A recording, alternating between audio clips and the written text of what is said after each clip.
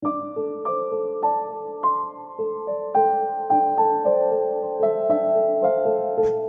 I'm going to do a different type of split cup pour. I'm going to do one inspired by Pour Boy Creations, and he does these split cups with this pearl mix here, and I don't know the exact ratios. I got this recipe from either Fiona or Willie B Studios, and I just added a tiny little drop of satin enamels to it, so I'm not exactly sure on the recipe. So this one has TLP sangria in it, and I put this next to the satin enamels, and I feel like in the end you'll see that it kind of, since it puffs up, it kind of took over any of the shine from the TLP, so I feel like probably next time I really wouldn't put TLP next to, or any pigment next to the white. Maybe one of the outer chambers would be better. And I'm trying out the Aztec Gold because it's been sitting there for probably 2 years, and I want to try it out. A few videos back I just did a regular split cup pour with some satin enamel, and I kind of knew it wasn't going to turn out well because I've done it before and I did a whole chamber of gold which didn't look very good. So I decided, I actually did this one first, so I went ahead and followed his style of pouring, which he pours in kind of like a circular pattern, just to give it a really good chance of working. And definitely the pour style matters because the regular feather pour that I do did not look very good with these similar colors and similar chambers, and his style comes out much better. So I found this one to be a little bit easier as well for the pouring out because it's just a circle. I didn't have to think about where the feather needed to end and line it up with the edge of the canvas. So it was kind of just a fun little one to try out since I had some satin enamel that was starting to dry up.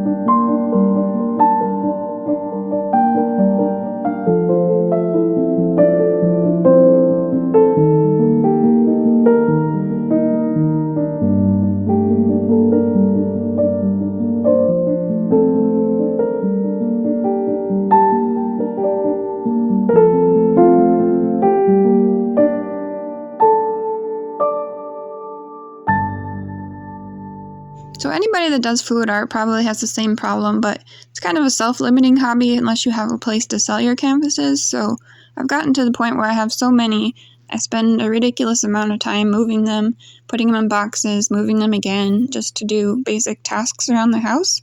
And so it's kind of detracting from my enjoyment of the hobby to keep having so many around and I don't have a way to get rid of.